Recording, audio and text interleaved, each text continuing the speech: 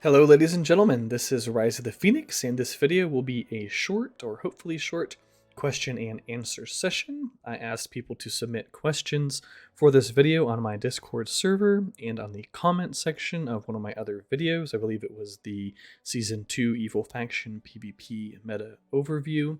If people enjoy this video, I'll consider doing another one in the future. But before we get into the questions, if you enjoy my content, please consider liking this video and subscribing to my channel.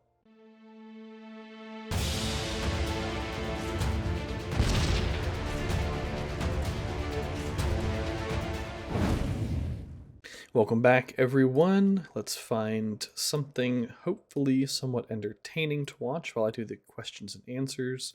We've had quite a massive fight going on over Cardoland, 2.7 million deaths, and then another 600,000 almost over there, 100,000 here.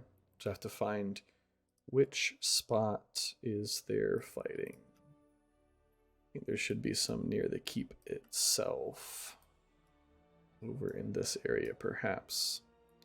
There we go. So question number 1 comes from Mentals on my Discord server, and he asked, for the free-to-play community, do I think that they should add blue accessories to the game? And if they did, what types of abilities and skills would be fair for them? So I think these would be a good addition to the game.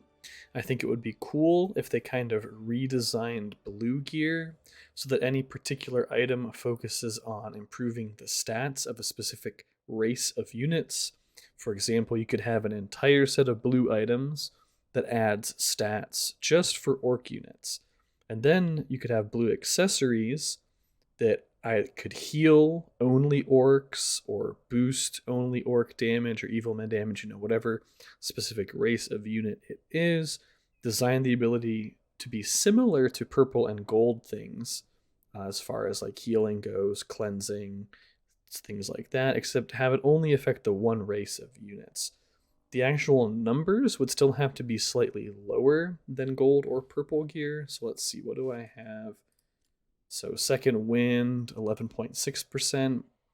Maybe you have a purple version of this smoking pipe, a not very fine smoking pipe, that on round 4 heals only allied orc units or evil men, whatever it is, and removes all debuffs and recovers like 8% HP or something like that, effect modified by focus stat.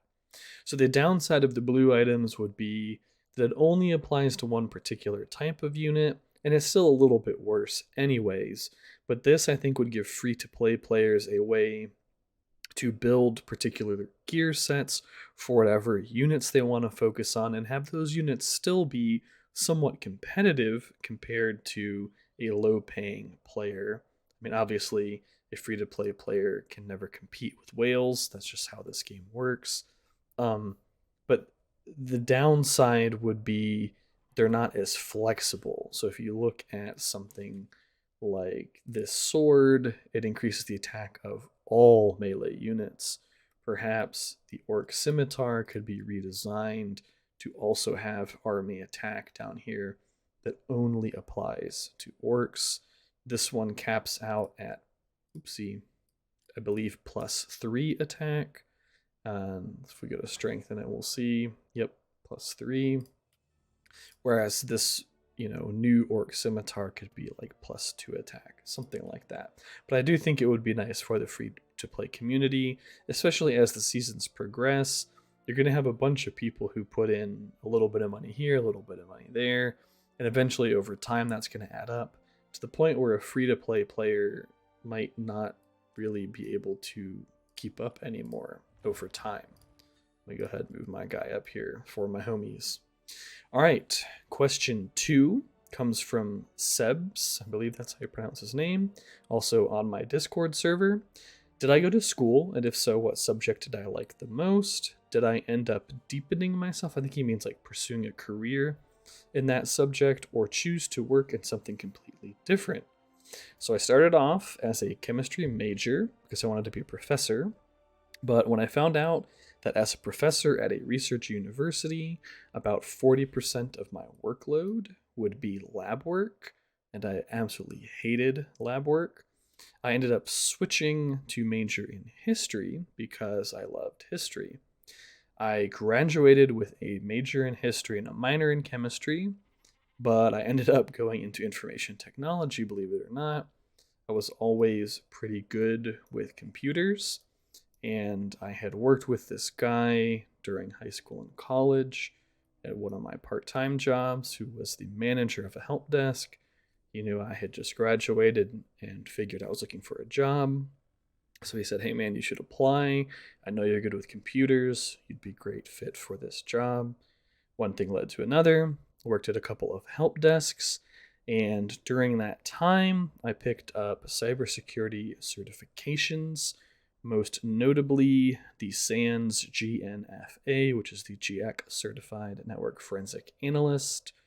I also had Security Plus, Certified Ethical Hacker, which is kind of a joke. It sounds fancy, but anybody who's taken it will probably tell you the same thing. It's kind of a joke. Certified Network Defender, took some training on Security Onion and PowerShell and other things like that. So I worked in cybersecurity for a major utility company in my area that had, I guess I say had, nuclear power plants. There was a big snafu of sorts with the company, and they got bought out by a larger utility company, and I was on my way to becoming a father. So currently, I no longer do cybersecurity. I'm a full time dad. Question number 3 from Prop of Steel, also on Discord. When is a good time to start taking higher level tiles? So my rule of thumb in the early game is you always want to take negligible or underwhelming fights. This is because troops are going to be your limiting resource most of the time. Once you get into the 130 and 150 power tiles, you can take them, even if they say evenly matched, as long as you have a decent power advantage over the tile's defense. For 200s and above, at first, you're going to want at least 2 armies that have a slight power advantage over the tile's defense. This is because 200 power tiles, for those of you who might not know, I still see people making comments about this on Discord and other places. They have 2 defending armies, not just one like a normal tile does. 2 defenders, you want to have 2 armies that can handle the defense on their own, because when you're first taking these, your army's not going to be strong enough, most likely, to beat both armies back to back. However, once you get your commander to a higher level, get your troops more upgraded, etc., you definitely can take both armies with a single commander, both defensive armies, that is. And all of this is pretty dependent on what commanders you're using, what troops you're using, how good are your commander's items, reputation levels, things like that. Well-geared Witch Kings and Gandalfs can take more difficult tiles a lot earlier than non-Witch Kings and Gandalfs, Witch King and Gandalf being 2 of the strongest commanders in the game.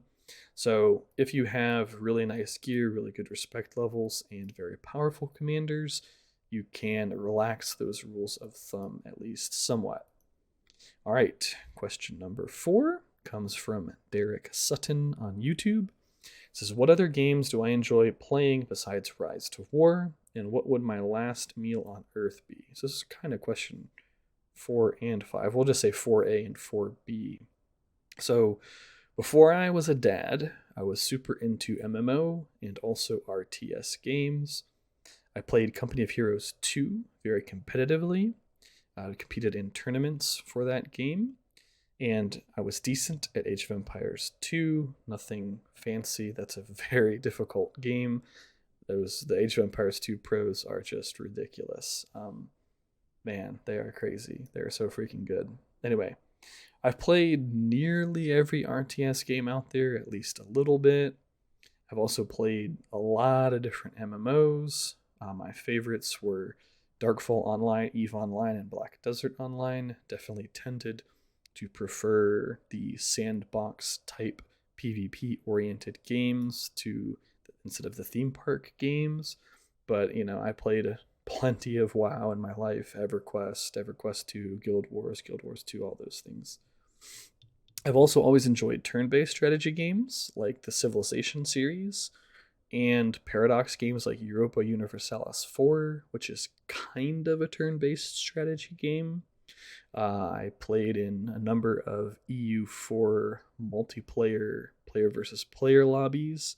That was a ton of fun.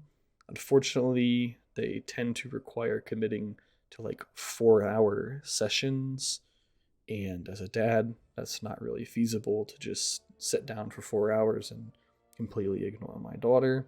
Maybe one day I can get back into that multiplayer, but interestingly, that has kind of helped me with this game because there's a lot of diplomacy and deal making that goes on in EU4 multiplayer games.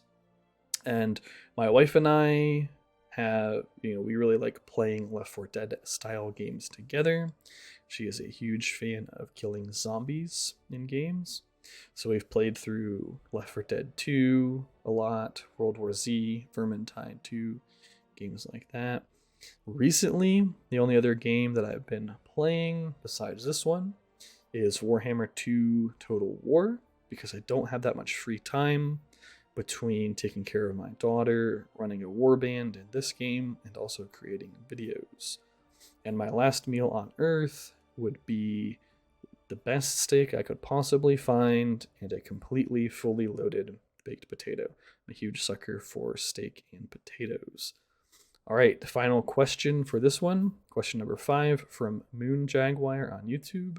Shout out to this guy. He is also in my warband, and he has helped significantly with my Discord server. He's added a bunch of new little things, and we've really improved it over the past few days. So, huge shout out to him. Who is my favorite character in this game?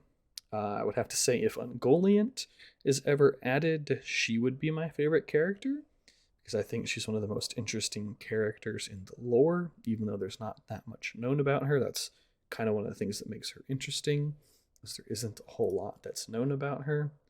Just check over here while I'm doing this video, just in case I need to do anything. But since she's not in this game, I would say probably Saruman. I think he's one of the more interesting characters in the Lord of the Rings lore overall. And I think there's a reasonable argument that can be made that he isn't necessarily a purely evil character.